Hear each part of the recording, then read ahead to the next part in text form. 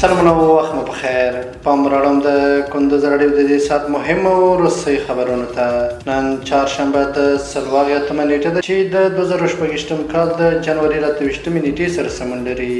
روانه خبري غړي درته ز عبدالجلیل احساس وړاندې کوم. خو په پیل کې هم د څو مهمو خبرونو سرټکي.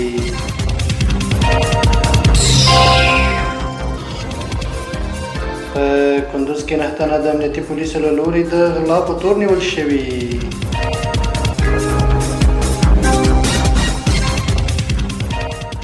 تیره میاشت کې څه باندې 2000 بهرني وګړو افغانستان ته تګ او راتګ کړی.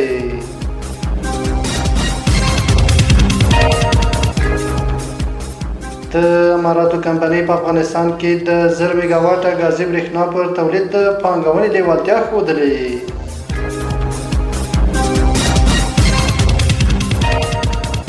او په امریکا کې د سخت طوفان له امله 22 کسان مړه شوي.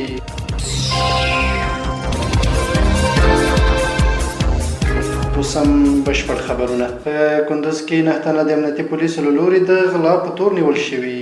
د کندوز ولایت د ګلتپې ولسوالۍ امنیه قومنداني وایي امنیتي پولیسو په تېرې اونۍ کې 9 تنه د جلا عملیاتو پر مهال د غلا په تور نیولي دي.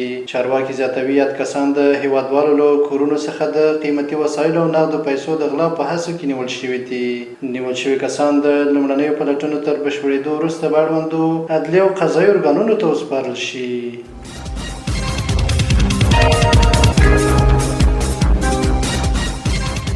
تیره میاشت څه باندې 2000 بهرني وګړو افغانستان ته تګ او راتګ کړی. د احصایې معلوماتو ملي اداره وایي چې د روان لمریز کال په مرغومې میاشت کې 2396 بهرني وګړو د بندرونو او هوایي ډګرونو لارې افغانستان ته تګ او راتګ کړی. د دې ادارې په وینا له دې ډلې د 43 میرمنو په ګډون 1222 تنه افغانستان ته راغلي او د 25 میرمنو په ګډون 1109 کسان بیرته تللي. د دې ادارې په وینا له دې ډلې 113 تنه د تاریخي سیمو د لیدلو او ګرځندوی لپاره او پاتې نورې د کار په موخه افغانستان ته سفر کړی دی.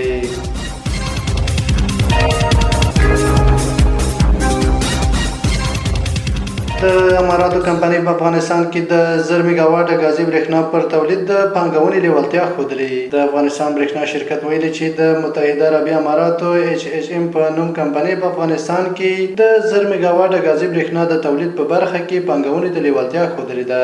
برېښنا شرکت ویلي چې دغه شرکت اجرایوي مشر ملا عبدالحق همکار په کابل کې د HHM کمپنۍ له مشر سره لیدلي او د ګازو پر بنسټ د برېښنا تولید پروژې د پانګونو شرایط او د راتلونکو لپاره د تخنیکي همکاریو په اړه هر اړخیزې خبرې کړې دي.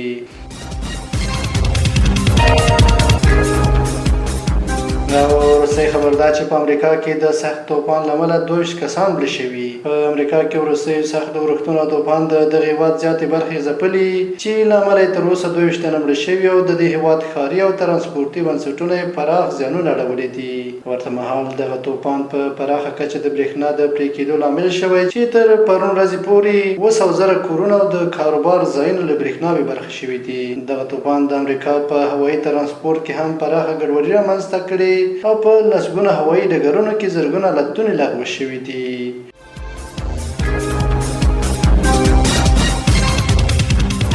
دا د دې مهال مهمه وروستي خبرونه. تر بیا ښه وختونه لوی الله عمل شه.